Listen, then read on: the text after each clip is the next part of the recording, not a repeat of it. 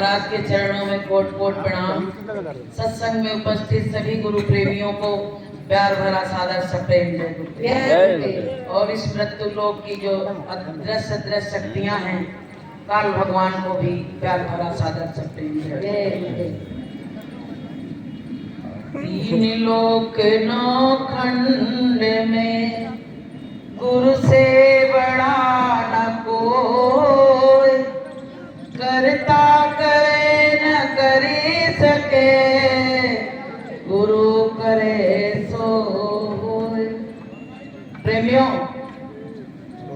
अभी अशोक भैया ने आप लोगों को जो नींद में सो रहे थे सबको जगा दिया, सारे सत्संग फीके कर दिए। उनके सत्संग के आगे सभी के सत्संग फीके हो गए। ये भी एक अच्छी बात है कि सब लोग हंस रहे हैं, फिर भी उनको मतलब थोड़ा वो नहीं हो रहा है, फिर भी वो बोले जा रहे हैं। कितनी अच्छी चीज है ये, कॉन्फिडेंस होना चाहिए आदमी में। तो प्रेमियों, धीरे धीरे करके सब सीख जाते हैं, सबका मन होता है और परमात्मा की मौज होती है, उसको परमात्मा बुला लेता है। तो प्रेमियों, गुरु महाराज ने आज आप लोगों को याद किया, तभी आप इस दरबार में आए।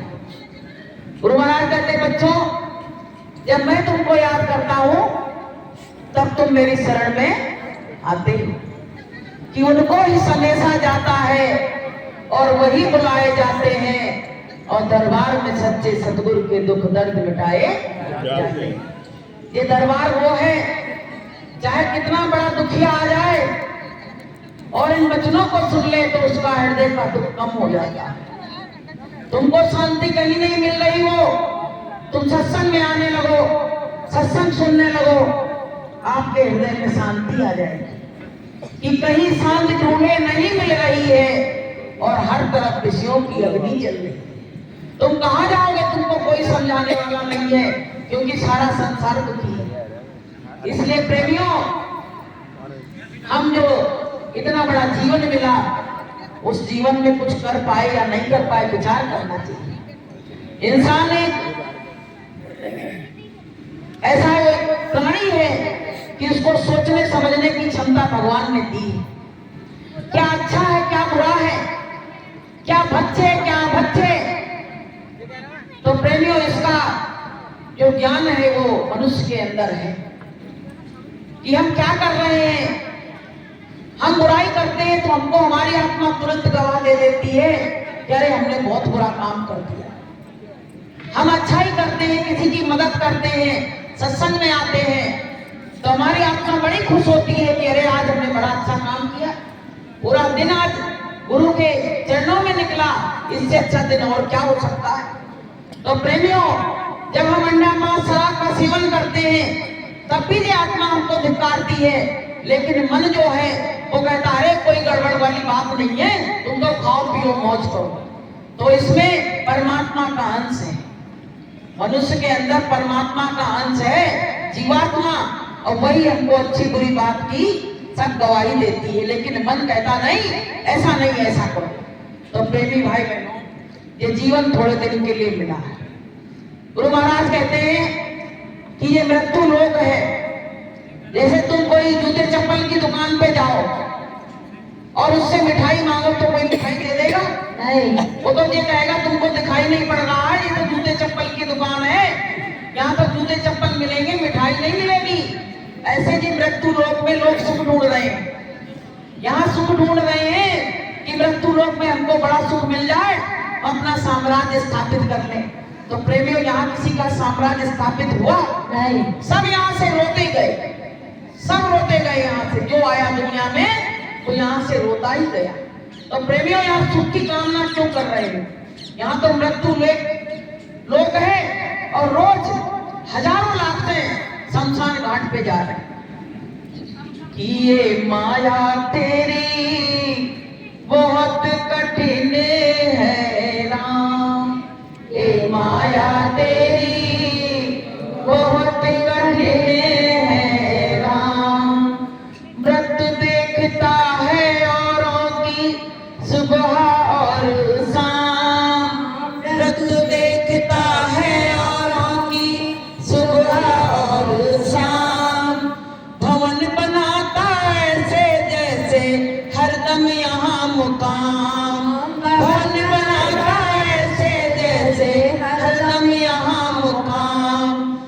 माया तेरी बहुत कठिन है राम, ए माया तेरी बहुत कठिन है राम। अब भक्त क्या कहता है कि नाथ निबेरो अपनी माया, नाथ निबेरो अपनी माया, जीव पाए विश्राम, जीव पाए विश्राम, ए माया तेरी बहुत कठिन है राम, ए माया तेरी बहुत कठिन है राम। सब माया के झूले में तो झूल रहे हैं, सारा संसार माया के झूले में झूल रहा है। और कहता है, अभी मास्टर जी ने हाथ उठाए तो सबने हाथ उठा दिया कि सब चलने के लिए तैयार है, कोई नहीं तैयार, कोई तैयार नहीं है। अगर यहाँ ये फरमान आ जाए, कितने सत्संगियों ने हाथ उठाया था वो घर नहीं जाएंगे, यहीं से हम सब लोग ले जाएंगे तो उसमें से सब भग जाएंगे इधर उधर। यूँ कहेंगे अब तो घर द्वार छोड़ के जाना पड़ेगा, तो भैया हमने तो झूठे हाथ उठाए थे, झूठे हाथ उठाए थे। तो प्रेमियों, हम खुद इस संसार से निकलना नहीं चाहते, हम खुद निकलना नहीं चाहते हैं। गुरु महाराज कहते बच्चों कुछ जोर तुम लगाओ, कुछ मैं लगाऊं तो ही काम हो जाएगा। लेकिन गुरु महाराज तो लगा रहे हैं, पर हम लोग बिल्कुल जोर नहीं लगा रहे हैं। अगर हम जोर लगाते तो अब तक कब का यहाँ से निकल गए होते। तो प्रेमियों, ये जो मकान दिया है वो आएगा तो इसका किराया भी मांगेगा। जब मकान मालिक आता कहता मेरा मकान खाली करो, तो जो उसका किराया पिछला बकाया रहता कहता सब दे के जाना, नहीं तो तुम्हारी चीजों को मैं रख लूंगा। यही तो कहता है, आप लोगों ने किराएदार रखे होंगे, आपको मालूम है। तो प्रेमियों, वो क्या कहता है कि तन का बंगला आलीशान, जिसका मालिक है भगवान, तन का बंगला आलीशान, जिसका मालिक है भगवान, कभी सोचा ना इंसान किराया कितना, कभी सोचा ना इंसान किराया कितना, तन का बंगला आलीशान, इसका मालिक है भगवान, कभी सोचा ना इंसान किराया कितना, कभी सोचा ना इंसान किराया कितना। हमने कभी इस मकान के किराए की नहीं सोचा कि इसका किराया कितना होगा, कि 9 महीने परमात्मा ने इसको बनाया तो ये कितना कीमती है। हम इसको सालों साल बनवाते हैं कारीगरों से, उस मकान से हमको कितना लगाव हो जाता है प्रेमियों। अब उस परमात्मा ने ये मकान को बनाया, अब वो किराया मांगेगा तो क्या करोगे कि जब मालिक ने मांगा किराया होता 1 महीना, जब मालिक ने मांगा किराया होता 1 महीना, उसका किराया भर न सके तो मुश्किल कर दिया जीना, उसका किराया भर न सके तो मुश्किल कर दिया जीना। अपने मालिक को पहचान, क्यों तू बनता है नादान, अपने मालिक को पहचान, क्यों तू बनता है नादान, कभी सोचा ना इंसान किराया कितना, कभी सोचा ना इंसान किराया कितना। तो प्रेमियों, इसका किराया पता कैसे अदा होगा? अब ये भी समझ लो, पैसे रुपए से नहीं अदा होगा।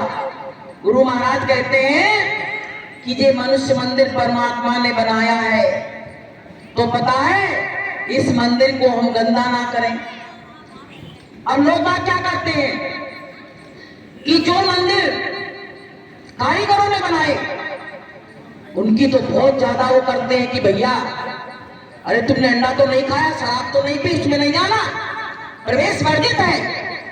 लेकिन इस मंदिर को तो परमात्मा ने बनाया, इसमें अंडा मांस शराब डालने से पहले ये नहीं सोचते हैं कि इसमें भी प्रवेश वर्जित है, इसमें भी प्रवेश वर्जित है। तो उसमें कहा है कि तेरे पूजन को भगवान बना मन मंदिर आलीशान, तेरे पूजन को भगवान बना मन मंदिर आलीशान। किसने जानी सेवा तेरी, किसने भेद तुम्हारा जाना, किसने जानी सेवा तेरी, किसने भेद तुम्हारा जाना।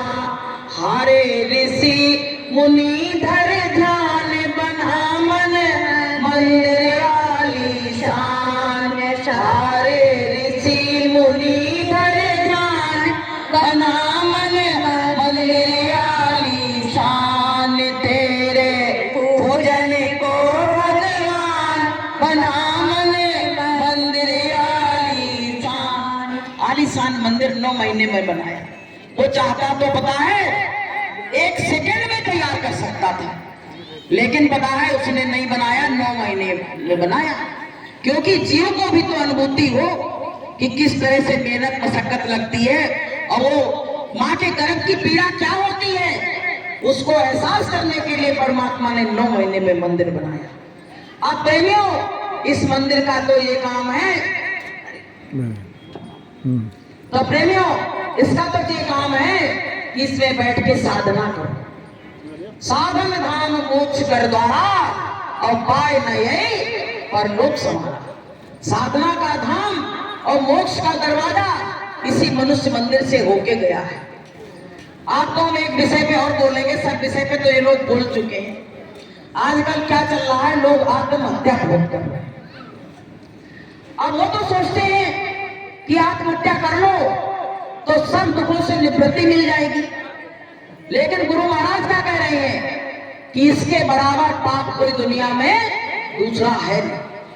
क्योंकि तुम अपने बनाए मकान को तोड़ दो तो इतना बड़ा पाप नहीं लगेगा, लेकिन तुमने परमात्मा के बनाए मकान में ना साधन किया ना भजन किया और उसको विनष्ट कर दिया तो बहुत बड़ा पाप लगेगा। गुरु महाराज कहते बच्चों, तुमको मनुष्य तन कभी दिया ही नहीं जाएगा।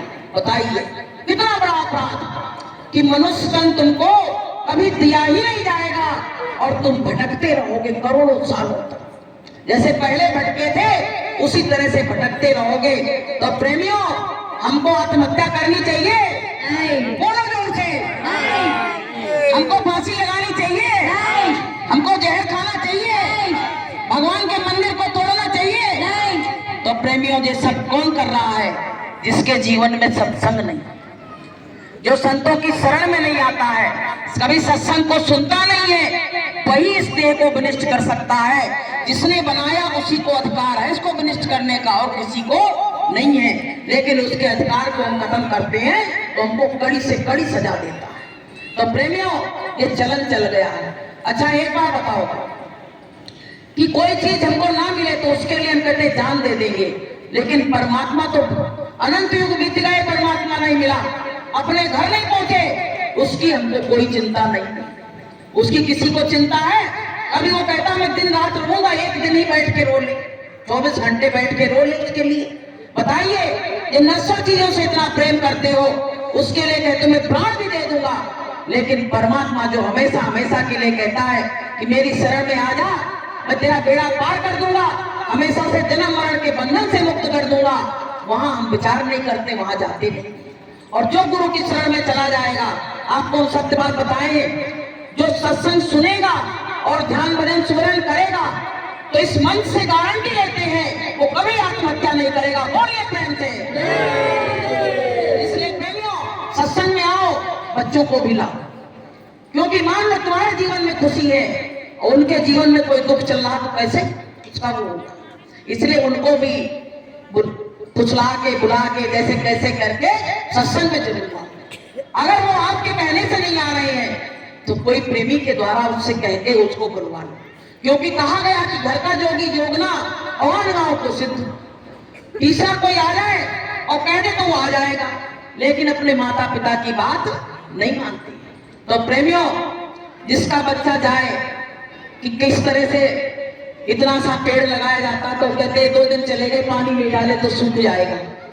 ऐसे जो बच्चे को माँ दिन और रात समय पे दूध देना, समय पे भोजन देना, समय पे सब कुछ करना, सब कुछ करती है, और उसका बच्चा बीच मझधार में छोड़ के चला जाए, 20 साल की उम्र में, 25 साल की उम्र में, उस माँ को क्या बीतेगी, उसका एहसास तो जिस पे बीत रहा केवल वही कर सकता है, कोई और नहीं कर सकता है। तो प्रेमियों, संतों ने कहा है कि बिनु सत्संग विवेक न होई, और गुरु कृपा बिन सुलभ न सोई। सत्संग जले जो कोई पावे, और मैं लाई सब कटी कटी जावे। बिना सत्संग के विवेक कैसे जागेगा? अब ये बात बताइए, कोई कमरा है, उसमें अंधेरा पड़ा, बरसों से उसमें दीपक नहीं जला, लेकिन जब तुम उसमें उसको खोलोगे और उसमें जरा सा दीपक जला दोगे, तो ये नहीं कहेगा मैं 100 साल से इसमें ऐसे अंधेरा पड़ा था, ऐसे ही पड़ा रहेगा। जैसे दीपक जलेगा वैसे उसमें प्रकाश हो जाएगा। ऐसे प्रेमियों, हमारे अंदर अज्ञानता बहुत दिनों से भरी है, लेकिन जब हमको सत्संग का ज्ञान मिलेगा तो हमारे अंदर विवेक आ जाएगा और ज्ञान का दीप जल जाएगा, तो अज्ञानता सब मेरी मिनटों में गायब हो जाएगी। इसलिए प्रेमियों, सत्संग में आना सबके लिए बहुत जरूरी है। देखो, आपको सुख तो मिल सकता पैसे से, भाई पैसे वाले आजकल बहुत लोग मिल गए, बहुत लोग बन गए पैसे वाले, लग्जरी जीवन जी रहे हैं, नौकर चाकर लगे हैं, गाड़ी बंगला कार सब कुछ है, लेकिन उनके घरों में अगर कान लगा के सुनो ना, तो रोने की और लड़ाई की आवाजें आ रही। क्यों आ रही है?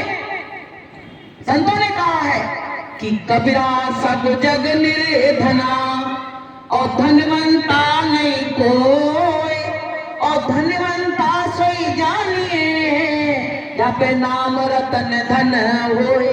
वो धन तो है नहीं, और गए धनवान हो गए। तो प्रेमियों, सुख तो पैसे से ले लिया, लेकिन शांति पैसे से कहीं नहीं खरीद सकते हो।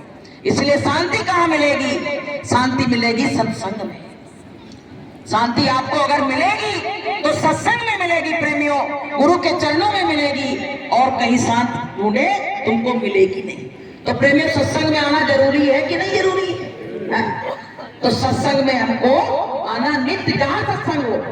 और रमेश भाई ने यहाँ बुलवा लगवा दिया तो काफी लोग आ गए, अच्छा लग रहा है। बताइए, एक जीव सत्संग का आता है और कितने जीवों को खींच लेता है। अब देखिए, भैया ने अपना प्रसंग बताया, लोग कहते रैली से कुछ नहीं होगा, कोई नहीं जगह, सब सो गए, लेकिन देखिए इनके मन में ऐसी प्रेरणा आई कि जो पीते थे और बीड़ी भी पीते थे, जो स्मोकिंग वगैरह करते, वो भी सब छोड़ दी लोग। किसके प्रताप से छोड़ी? ये गुरु महाराज के नाम से छूटी है। कोई इंसान नहीं छुड़ा सकता किसी के अवगुण, अगर अवगुण कोई छुड़ाएगा तो परमात्मा ही अवगुण छुड़ा सकता है। तो प्रेमियों, ये परमात्मा ने मकान बनाया है, इसमें बैठ के साधना करो। गुरु महाराज ने कहा, ये अवसर तुमको करोड़ों जन्मों के बाद मिला है, और लोग इसको कहते मर जाए, अरे हम तो जीवन के दिन पूरे कर रहे हैं। हम तो कहे भगवान इस जीवन को और बढ़ा दो, जब तक हमारी जीवात्मा न जग जाए तब तक इस जिंदगी को बढ़ा दो। कम से कम बैठ के इस मंदिर में हम भजन तो कर सकेंगे, इस मंदिर में बैठ के साधना तो कर सकेंगे। केवल खाने पीने के लिए, बच्चा पैदा करने के लिए ये शरीर नहीं मिला है प्रेमियों, ये कुछ और प्रयोजन के लिए मिला है। इसमें बैठ के साधना, साधन धाम मोक्ष का, मोक्ष का दरवाजा इसी से निकला है। तुम किसी भी योनि में देख लेना, जीव जंतु जो घूम रहे हैं, कोई भजन के अधिकारी है? भजन करने के कोई अधिकारी है? नहीं। लेकिन एक मनुष्य ऐसा है जो भजन करने का अधिकारी है। इसलिए क्या कहा भगवान ने कि सब मम प्रिय मम सब उपजाए, सबसे अधिक मनुज मोय भाए, जिनके हृदय दंभ नहीं माया, तिनके हृदय बसे रघुराया। कहते जिनके हृदय में दंभ माया नहीं होती है, भगवान उसी के अंदर वास करता है। और भगवान क्या कहता है कि मैं जैसा था वैसे रचना मैंने इंसान बनाए हैं, इसलिए मुझसे मनुष्य बहुत अच्छे लगते हैं। मतलब मनुष्य हमको पता ही हम भगवान को पसंद है, लेकिन हम भगवान को पसंद नहीं कर रहे। बताइए कितना बड़ा वो है, भ्रम है कि हमको भगवान पसंद करता है, हम मनुष्य हैं इसलिए, लेकिन हम भगवान को पसंद नहीं कर रहे।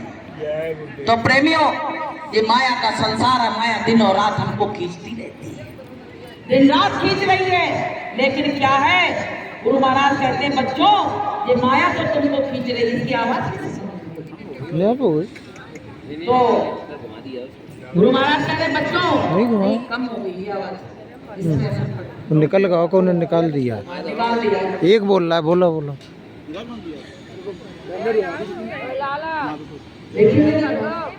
तो प्रेमियों, हमको जो जीवन मिला है, इस सत्संग से हमको अंदर ज्ञान आ रहा है। और भगवान ने ऐसे बताया कि बनाए गए तेरे कारीगर ने ऐसी सुंदर बकरी, बनाए गई मेरे कारीगर ने ऐसी सुंदर बकरी, ऐसी सुंदर बकरी, ऐसी सुंदर बकरी, बनाए गई मेरे कारीगर ने ऐसी सुंदर बकरी। एक बोल रहा है, इसमें क्या क्या बनाया कि 5 कोठरिया 10 दरवाजे, 3 कुनन से जकड़ी, 5 कोठरिया एक बंद हो 10 दरवाजे, 3 कुनन से जकड़ी, बनाए गई मेरे कारीगर ने ऐसी सुंदर बकरी। अब आप कहोगे 5 कोठरिया 10 दरवाजे क्या है? 5 जे काम क्रोध लोभ मोह अहंकार, 5 तो जे हो गए, और 10 इंद्रियां हो गई, और 3 गुण रजोगुण तमोगुण और सतोगुण, ये सब हमारे अंदर भर दिए। कि बनाए गई मेरे कारीगर ने ऐसी सुंदर बकरी, जब ये बकरी टूटन लागी, रोए पूरा सब नगरी, जब ये बकरी टूटन लागी, रोए पूरा सब नगरी, बनाए गई मेरे कारीगर ने ऐसी सुंदर बकरी, बनाए गई मेरे तो प्रेमियों, जब कोई मर जाता है ना, जब ये मकान टूट जाता है, बकरी गिर जाती है, तो सब मोहल्ला वाले पड़ोस वाले सब रोने लगते हैं। अब वो क्या बखान करते हैं कि भैया बहुत अच्छा इंसान था, बहुत अच्छा इंसान था, दुनिया छोड़ के जा रहा है। तो पता उसके पीछे पीछे बहुत लोग चल देते हैं, बहुत चल देते हैं। लेकिन जो इंसान काइया किस्म का होता है, कंजूस होता, किसी की मदद नहीं करता है, परहित नहीं करता है, उसके साथ रोगी नहीं जाता, जाते तो गाली देते हुए जाते। एक बार बड़ा क्या हुआ, एक पंडित जी थे, तो एक वैश्या के यहाँ रुक गए। बस ठीक है, ठीक है। तो रात हो गई थी, उन्होंने मालूम नहीं था कि कोर्ट का घर है, तो वहां रुक गए, रात हमको बिताना है। तो वही पास में मरघट था। अब भैया वो मरघट पे क्या हो, वहां से तो लाशें बराबर निकल रही थी। तो अपने बच्चों से क्या कहे कि बेटा देख के आना, स्वर्ग जा रहा कि वैकुंठ जा रहा। तो बच्चे देख के आ जाए, कहे क्या कहे, वो तो वैकुंठ गया। वो पंडित जी कह रहे कि भैया ये नहीं पता पड़ रहा है, जी स्वर्ग वैकुंठ कैसे पता पड़ रहा है इनको। तो पंडित जी ने कहा एक बार बताओ, आप घर गृहस्थी वाली हो, जो नॉलेज हमको नहीं वो आपको कैसे हो गई। तो बोले पंडित जी ये तो बहुत सरल बात है कि जो अच्छा काम करके जाता है उसके जनाजे के पीछे जाने कितने लोग जाते हैं, और जो खराब काम करके जाता है उसमें तो गिने चुने लोग जाते हैं। बस यहीं से अंदाजा लगा लो कि वो स्वर्ग जाएगा कि वैकुंठ जाएगा। अब उनका जहां तक ज्ञान था तो उन्होंने बता दिया, लेकिन अपने इसमें से ज्ञान अलग है, क्योंकि स्वर्ग और वैकुंठ की अपने में बात ही नहीं है। अपने में तो सीधे सत्यलोक की बात है। भाई स्वर्ग लोक के देवता, वैकुंठ लोक के देवता वो भी तरस रहे हैं कि एक बार हमको मनुष्य जीवन दे दिया जाए, तो हम क्यों स्वर्ग वैकुंठ की आस करेंगे? हम तो सीधे सत्यलोक की आशा कर रहे हैं कि गुरु महाराज इस बार हमको सत्यलोक ले चलना, अपने धाम ले चलना, क्योंकि पुण्य छीने पुण्य मृत्यु होगा, हमारे पुण्य खत्म हो जाएंगे तो हमको पूरा संसार में फिर आना पड़ेगा। इसलिए ऐसी जगह जाने से फायदा क्या है? तो प्रेमी भाई बहनों, ये जो गुरु की शरण मिली है ये सबसे बड़ी चीज है। अभी मास्टर जी ने बताया कि राम भगवान भी अपने गुरु के चरणों में पड़े थे, तो सबसे बड़े गुरु ही गुरु। तो हमको सबको भी गुरु की शरण लेना बहुत जरूरी है। गुरु महाराज कहते बच्चों, अगर कोई किसी की मौत आ रही है और एक दिन भी गुरु की शरण में आ गया, उसी दिन सत्संग में आया है, तो उसके खाते में गुरु के दरबार में नाम लिख गया, उसको यमदूत लेने नहीं आएंगे, उसको स्वयं गुरुदेव लेने आएंगे। तो बताइए सत्संग की कितनी बड़ी महिमा है। अब इसको आप समझोगे, जो जाता अगर वो बता के जाए तो आपको विश्वास हो जाए। आज एक अपनी बहन सत्संगी चली गई चंदनगर की, तो बताइए ऐसे दुनिया छोड़ के सबको जाना है और सब यही सामान सट्टा जितना इकट्ठा किया है सब यही धरा रह जाएगा। अपनी मौत को कोई नहीं सोचता है, कहता पड़ोसी बीमार हो गया तो मर गया, उसके यहाँ संकट आ गया तो वो मर गया। लेकिन प्रेमियों, मौत तो गुरु महाराज कहते हैं कि सतगुरु कहे मान ना मान, मौत तो आएगी मना। सतगुरु कहे मान ना मान, मौत तो आएगी मना। तेरी हीरा जैसी काया तो जल जाएगी मना। तेरी हीरा जैसी काया जल जाएगी मना। सिर धुन धुन कर तिरिया रोवे हाय हाय कर मैया। सिर धुन धुन कर तिरिया रोवे हाय हाय कर मैया। चला गया है इस दुनिया से मेरी नैया का खिवैया। चला गया है इस दुनिया से मेरी नैया का खिवैया। तेरी नारी खड़ी दरवाजे पर पछताएगी मना। तेरी हीरा जैसी काया तो जल जाएगी मना। कहते हीरा जैसी काया, इस शरीर को हमने कैसे कैसे कितने वस्त्र पहनाए तरह तरह के, गर्मी में गर्मी के कपड़े और ठंड में ठंड के कपड़े, बरसात में बरसात के कपड़े। और इसको मैंने कितने सेंट लगाए, कितने पाउडर लगाए, किस तरह से इसको हमने रखा। लेकिन इस काया ने हमको दगा दी। दगा दिया तो किसी ने दिया होगा, तो दिया होगा इस काया ने हमको सबसे बड़ा दगा दिया, जबकि 24 घंटे मेरे साथ रही और इसी ने हमको दगा दे दिया। कि तजे दिए प्राण काया कैसे रोई रे। तजे दिए प्राण काया कैसे रोई रे। तजे दिए प्राण मैंने तो सोची काया संग चलेगी। मैंने तो सोची काया संग चलेगी। जा कारण काया मले माले धोई। जा कारण काया मले माले धोई। तज दिए प्राण काया कैसे रोई रे। तज दिए प्राण। जीवात्मा निकली शरीर से, शरीर की सूरत बदसूरत हो गई। बताइए जैसे फ्रिज में लाइट चली जाए ना तो उसके अंदर की चीजें सब सड़ जाती हैं, उसका रंग बदल जाता है। ऐसे प्रेमियों इसमें परमात्मा बैठा हुआ है और इसमें से जीवात्मा जैसे निकली और वैसे जिस आप जो शरीर था बदसूरत हो गया। जिस शकल को देखने के लिए लोग दूर दूर से आ रहे थे, उनका लड़का बड़ा सुंदर है, उनकी बहू बड़ी सुंदर है, लेकिन जब मृत्यु हो गई तो उसी के ऊपर क्या डाल दिया? चद्दर डाल दी। अब तो जिसका मन वो उठा के देख ले, नहीं तो वो तो चद्दर बंद ही चला जाएगा। बताइए जिस सूरत पे इतना नाज करते थे और वही सूरत आज हमको पता है।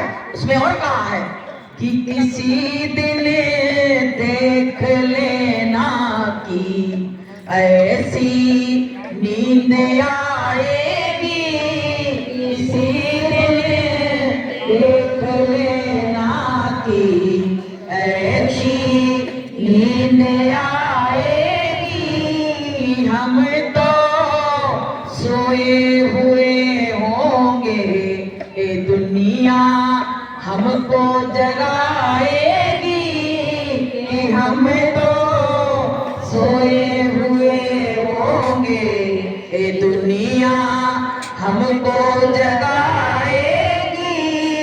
जिसे संसार के खूंटे में हरदम बांध रखा था, जिसे संसार के खूंटे से हरदम बांध रखा था, उसी दिन ममता की ये रस्सी टूट जाएगी, उसी दिन ममता की ये रस्सी टूट जाएगी, किसी दिन देख लेना कि ऐसी नींद आएगी।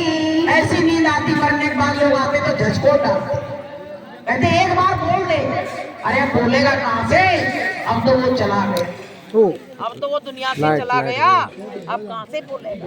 तो प्रेमियों, ये संसार क्या है, मिथ्या।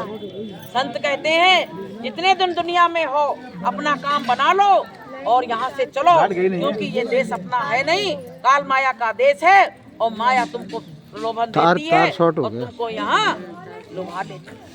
इसलिए प्रेमी भाई बहनों, जब जिसके घर में जो जाता उसी को पता पड़ता है कि जाके पाँव न जाए बेवाई, तो क्या जाने वो पीर पर आई। तो प्रेमियों, घर में देखो ऐसे संस्कार माता पिता अपने बच्चों को दे, कम से कम बच्चे बहके नहीं। देखो माता पिता जो होते हैं, सबसे बड़ी चीज कि माता पिता और गुरु की वाणी और विनय विचार करिए सुझा। माता पिता और गुरु की बात अगर कुछ कहते हैं तो उनको मानना चाहिए। आजकल लोग बात क्या कर रहे हैं, माता पिता को तो बोलने ही नहीं देते, जबकि माता पिता कितनी भी माँ वैसी हो, अनपढ़ हो, लेकिन बच्चे की हर भावना को माँ समझती है। भाई दूध पिलाने का समय होता है, माँ उसके भाव से समझ जाती, तुरंत दूध पिला देती है। भोजन का समय होता, तुरंत उसको भोजन दे देती है।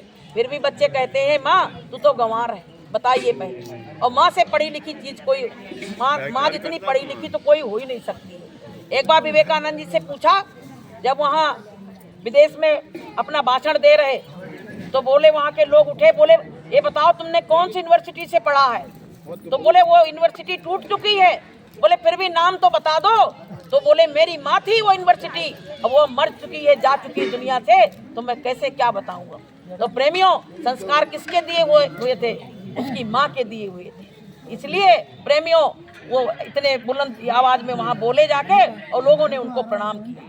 तो प्रेमियों, माता पिता का जो है सम्मान करो, क्योंकि भगवान को तुमने देखा नहीं है, लेकिन माता पिता को तो देखा है, तू भगवान को ढूंढने मंदिरों में जाता है, मस्जिदों में जाता है, गुरुद्वारों में जाता है, लेकिन माता पिता तो तुम्हारे घर में ही बैठे हैं, वो कोई देवता से कम है?